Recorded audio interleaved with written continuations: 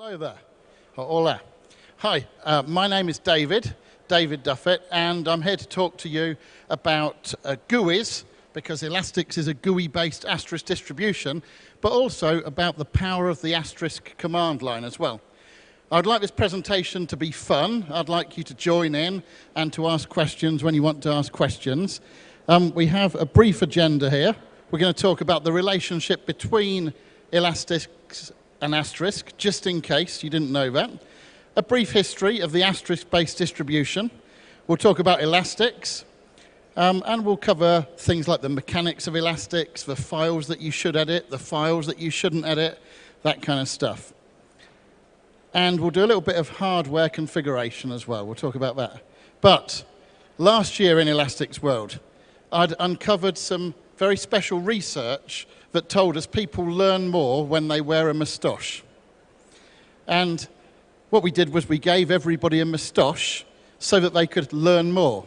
Well, since 2011, there has been some detailed research that shows that not only moustaches is it that help you to learn, but it turns out that glasses also help you to learn. And so I have the glasses for you to wear to get more from this presentation. So if we could go with the glasses, there's two sorts of glasses. There's the, Paul, there's these glasses as well. These are the different type. There's two different types of glasses. If you'd just like to, help yourself. I see you've already got some, sir, but if you could help yourself to the glasses there.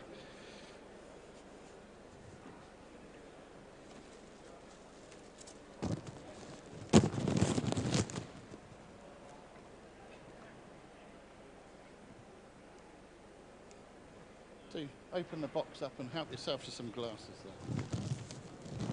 there. And at the end, we'll have a glasses photograph for everybody that's wearing the glasses. Okay, if you could just distribute those, please, sir. Thank you very much.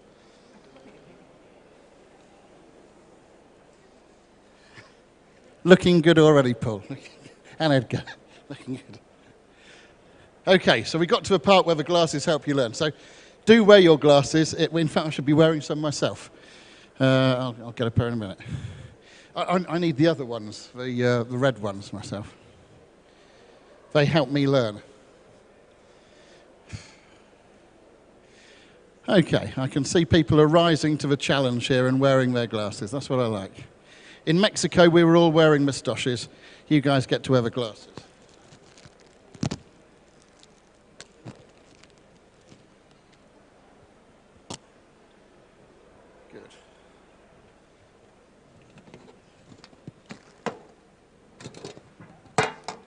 And of course, in common with most of my presentations, if you ask a good question, or indeed if you answer a good question, you win some English chocolate, which we have in the thing here. So we'll see how we go.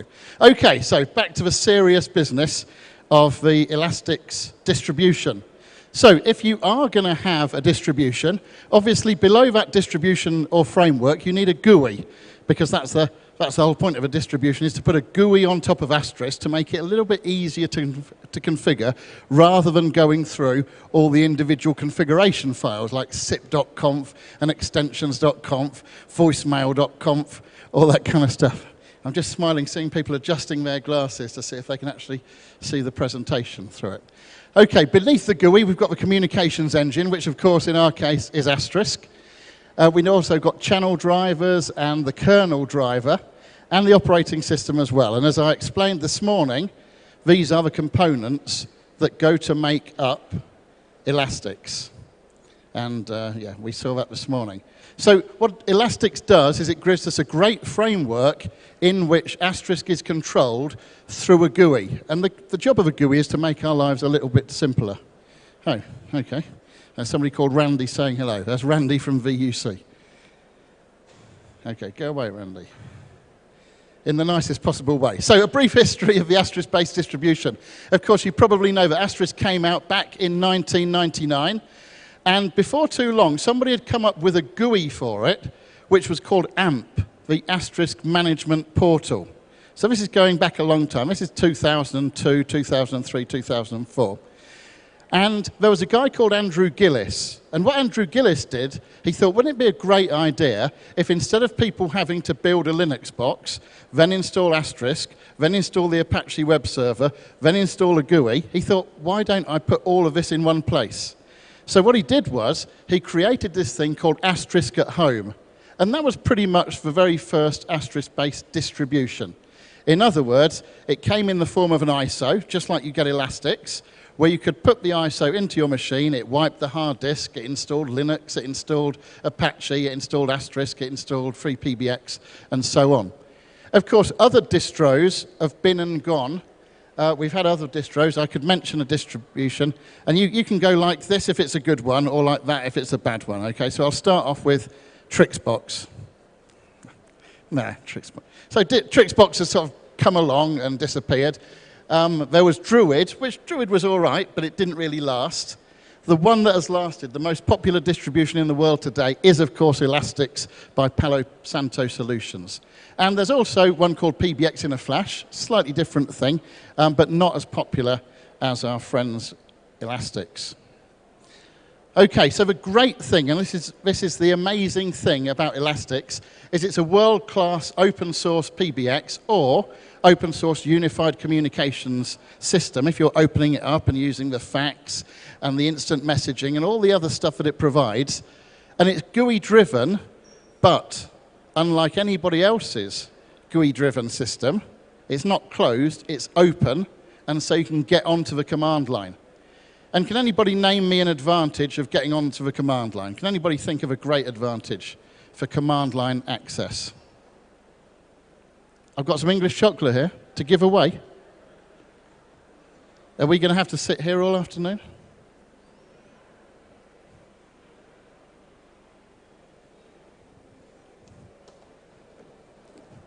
You, sir, could you just say troubleshooting?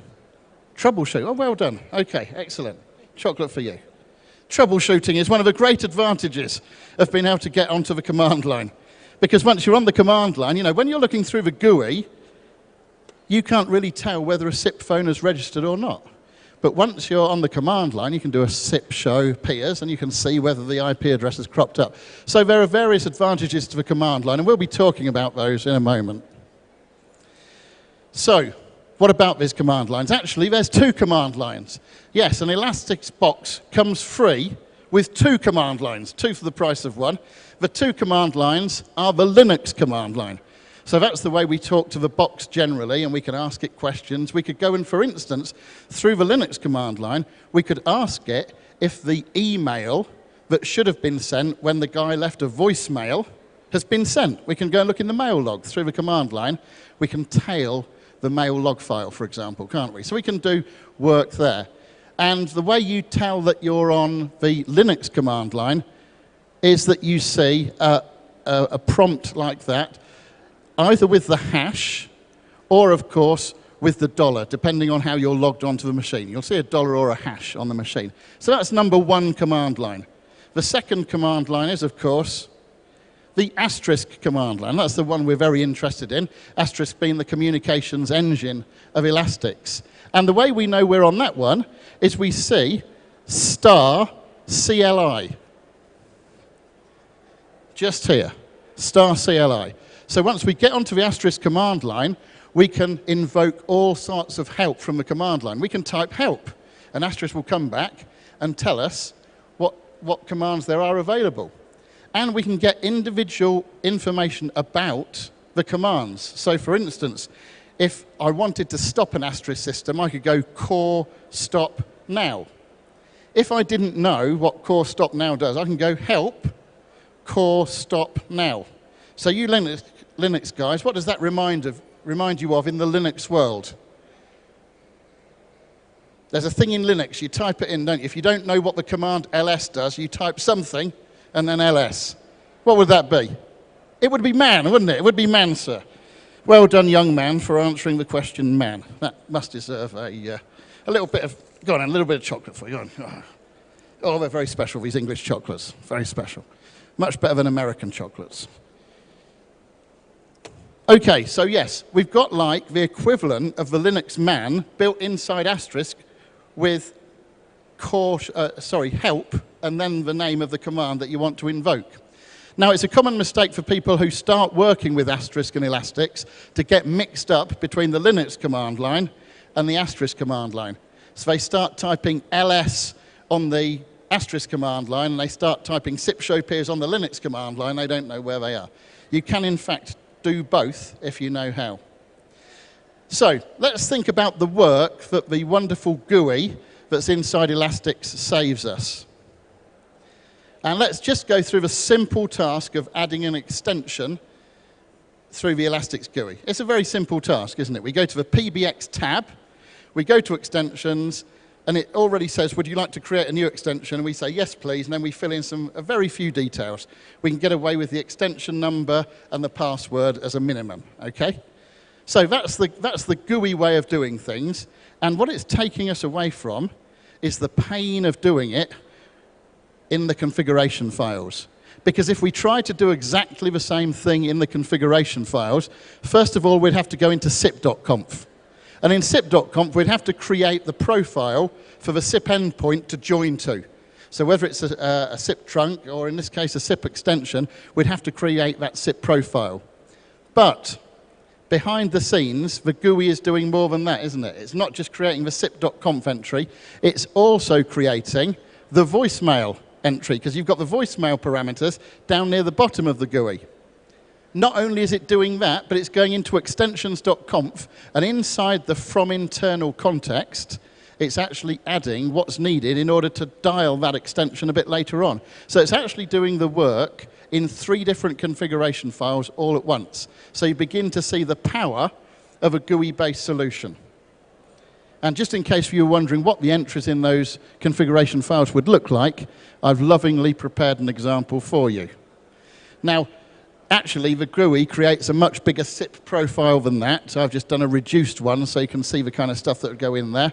Then voicemail, of course, you've got the voicemail stuff, where not only are you setting the voicemail password, the person's name, the email address, pager email address, zones, and all that kind of stuff. And then, of course, in the dial plan, we have to have an example of the line in order to ring that extension. Now, it might be that you've never seen this stuff before, if you're an Elastics user, and that's because the GUI that you've been using has taken you away from the trouble of doing all this work. In the SIP trunk's a little bit different because there's not so much of the work done for you in setting up the SIP trunk, but the great thing about the GUI here is it explains what you have to do. You can see there that it's got the dial numbers and the trunk name and all that kind of stuff is explained to you. And of course you've got the lovely tooltips where you just hover over and it kind of lights up and tells you what the individual fields are. Now, just a little bit of mechanics, but by the way, would you mind if I don't take too long on this presentation? I finish a little bit early in order that we could have a glasses photo. Would that be okay? All right, good. I'm glad we got that one sorted out. So we've got the mechanics here, and unfortunately I've got some black typeface down here. Now, the mechanics are this. A lot of people make the mistake of thinking that in an elastic system, when you type in the GUI, you're changing the stuff in the individual configuration files. So they think when you're doing the stuff in the GUI, you're actually changing sip.conf. But that's not true, is it? That's people that use Elastics. What we're actually doing is we're creating entries in a MySQL database, which is down there on the bottom left-hand side. And that's when we do submit. When we click the pink apply changes at the top, then what's happening is it's rereading all of the configuration out of the database and in to the asterisk plain text configuration files. So now, have any of you guys ever manually edited a configuration file and then found that your change disappeared after you reloaded stuff? We've all done that, haven't we? You two at the back, in fact, you 3 at the back should win a chocolate for having done that, I think. But to save me the job, can you just pass those chocolates? Can you just pass those back to those characters at the back, please? Right at the back, those guys, yeah. Those guys right at the back. Thank you, sir. Thank you. Yeah, we've all done that. And the reason is that it's those guys right at the back, the guys with the glasses on. That's right. They're the ones. Thank you, sir. Thank you. Yes, we've all done that because we've gone around editing files that get covered up when we reread the configuration. And the rereading of the configuration is done by a script called, you can't see it very easily, it's called retrieve_conf. It reads the configuration from the MySQL database into the plain text configuration files. But once you've made that mistake once and you started looking around your Elastic system, you find that you don't need to make that mistake at all. It's very easy to get around that. So, which files shouldn't you edit in an Elastic system? Well, the answer is all of them. Well, nearly all of them. Best to avoid editing most files in an Elastic system manually. And in fact, if you take the trouble to read them, it will say this file has been automatically generated. Please do not hand edit it, right? So you want to stay out of those files. Keep away from those bad boys. But the files that you can edit will all have custom in the title, like sip_custom.conf and extensions_custom.conf and that kind of stuff. Now, all of these files have been lovingly created just for you to go in and hand edit. You can make whatever changes you want, and the people behind Elastix and behind FreePBX have linked everything together. So when you go in those custom configuration files, let's say you went into extensions_custom.conf and you created a context called David, the people at Elastix and FreePBX have lovingly linked everything together so that Asterisk will see that context called David. It is in there. And you just have to direct your calls into it, for example. So, this is the general rule. When you're browsing about on an Elastic system, if you see the word custom in the file, you're allowed to go in and hand edit it. Now, there are a couple of exceptions to that rule. There are some files that say auto-generated that you can go in and change, but I'll come to those a little bit later. So what is the purpose of this GUI? Why did we bother having this GUI? Well, as I've demonstrated, I hope, it's to make life easy. The GUI is there to handle the jobs that we need to do regularly. So we're probably adding extensions, deleting extensions. We've probably added some trunks when we first implemented Elastix. We're doing some routing. We're changing inbound and outbound routing. In other words, it's the jobs we have to do most of the time. And so when we're using Elastix as a regular PBX, or indeed as a contact center solution, then the GUI is perfectly adequate. It covers the most popular functionality. In fact, I use the 80-20 rule. Have you ever heard of the 80-20 rule? You should have a sweep for hearing of the 80-20 rule. Well done. I like people that have heard of the 80-20 rule. That's right. It was Pareto who did the 80-20 rule, and he came up with, we spend 80% of our time on 20% of the jobs that need to be done and stuff like that. It was the 80-20 rule. And my 80-20 rule here is we spend 80% of our time using 20% of the functionality, don't we? The adding and removing of the extensions, the trunks, the inbound routing. Not very often are we going in and altering the kind of deep level stuff. So that's the purpose of a GUI. The reality of using the GUI is that it abstracts you away from the detail of the stuff you have to do. Like I just showed you in sip.conf, extensions.conf, all of that kind of stuff. You don't need to do that anymore because the GUI does it for you. However, there is a however here. And the however is, it restricts you as the administrator in terms of the level of control you have over the system.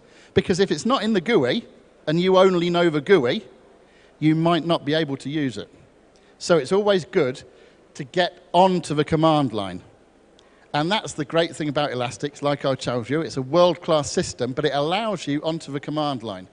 You know, if you've got a world-class system from Nortel, if they still existed, Mitel, Avaya, Cisco, do they let you write into the details of their system and go fiddling around on their command lines? Not usually, but Elastix does that very thing. So there are some times when you really need the command line, when you've got to get in on the command line detail and do some stuff. So first of all is protocol level debugging. By the way, would anybody like to win some chocolate and tell me how you get to the command line through the GUI? How do you do that? There is a way of doing it, isn't there? Is it system and tools? I'll have a chocolate for me then. Okay, I'll keep that chocolate. Yes, you can actually get to the command line. You can go through the GUI, go system and tools, and you can issue things to the command line. That's a good idea. However, of course, you don't see the whole screen, and so sometimes it's good to just SSH into the box with your root access or whatever and have a look at the whole screen. So protocol level debugging, if we're doing SIP debugging, if we're doing EEX debugging or DARDI level debugging, that can all be done on the asterisk command line level. And there's a few different things we can do. Here's what you don't do. I'm going to tell you what not to do. So let's imagine you've got an Elastic system with 100 telephones on, and you've got some SIP problems that you're trying to diagnose. You do not go SIP set debug on. Because if you do SIP set debug on, you're going to see a lot of stuff all flying up and down the screen, aren't you? What you do is go SIP set debug, and then either the peer name or the IP address of the thing that you're trying to deal with. So SIP set debug IP or SIP set debug peer, and you will then do some SIP level debugging on just the thing that you're investigating. And that's very, very useful. EEX is the same. We can go down to that level. And on DARDI, as you know, there's PRI, show spans.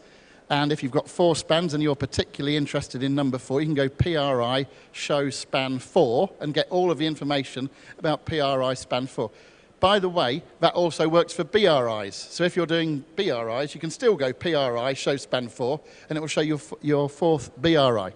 If you're doing AGI work, what does AGI stand for? Yes, sir. AGI, asterisk. He put his hand up, so I'm going to give him a chocolate anyway, whether he knows the answer or not. It's the kind of guy I am. Can you tell us what AGI stands for, sir? Thanks.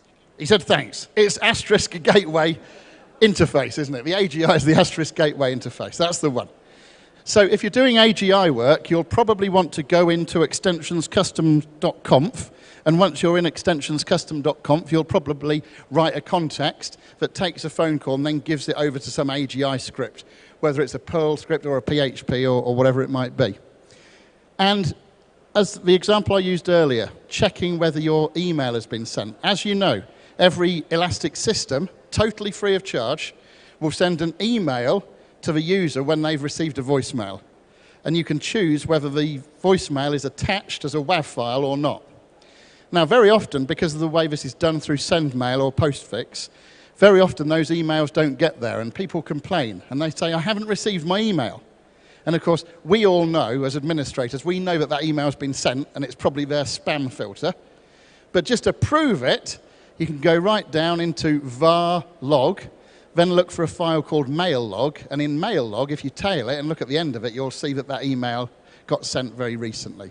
So you can do that kind of level of debugging right down there at the command line level. Now, hardware. Has anybody used the hardware detector in Elastics? It's a wonderful thing, isn't it, the hardware detector? You just click a button. What it does is it takes a combination of the hardware you've got plugged in and the drivers that are currently loaded, the kernel level drivers, the modules, and it makes, or could I say bakes? It kind of bakes a file for you, doesn't it? It bakes a beautiful file. In fact, it creates 2 files for you.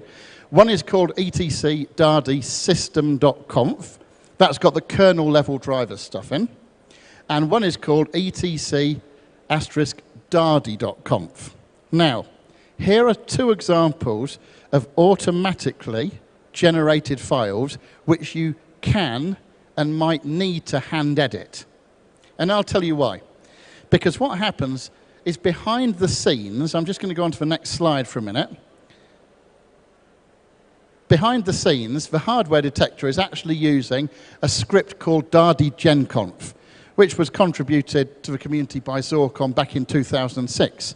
And what that file does is it creates these, what that script does is it creates these 2 files, etc.dardi-system.conf and etc.dardi-channels.conf. But here's the thing. It guesses what you want to use your interfaces for. So for instance, if you've got PRIs, it guesses that the PRI is going to be the user end and not the network end, because most of the time we're going to connect it to a telco, aren't we? And that is set in etc.dardi-system.conf. We set there whether we're going to be on the receiving end of the timing of the PRI or whether we're going to be giving the timing on the PRI. So that's a case where we can go into that automatically generated file and legitimately hand edit it. It also guesses that we're in the USA, and we're not, are we? In fact, we're virtually never in the USA. You look at the bottom of that file, it says load zone equals US, default zone equals US. And of course, you adjust that to your country of origin. So for here, it would be ES. So you can have your Spanish tones within the Dardi environment. Now, dardichannels.conf is not part of the asterisk channel driver. The asterisk channel driver is actually called chan_dardi.conf. But, again, the Elastix people and the free PBX people have lovingly used a hash include so that whatever's in dardi-channels.conf shows up and finds its way into your chan dardi configuration. There's a picture of the screen on the Elastix interface showing you how much easier it makes your life than manually typing in all those configuration lines into all those different files. I did that one. Okay, so we did all that before. That's just a summary slide showing all the different components there. And that, ladies and gentlemen, is towards the end of my presentation. But I'm going to summarize. Before I summarize, I'd like you to ask questions if you have any. So any questions before we summarize?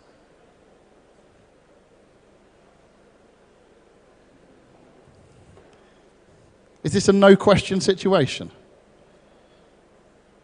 No questions at all? Not even a tiny little one? Yeah. Okay, in that case, we'll convene for an all-glasses photograph on the stage in a moment. If you do have any questions, you just didn't want to ask them in this forum, I'll be available afterwards. I'll also be on the Digium stand, which is 5E10 over there, and I'll be happy to answer any of your GUI or Elastix questions. By the way, what I should say is if you're using Elastix, you should consider going for Elastix training, the ECT for technician or the ECE for the engineer. And if you want to get really deep down onto the command line level, then Digium supply asterisk training called the Asterisk Advanced class that gets you right deep into the command line level as well. And with that, I'll say thank you very much for listening. Thank you.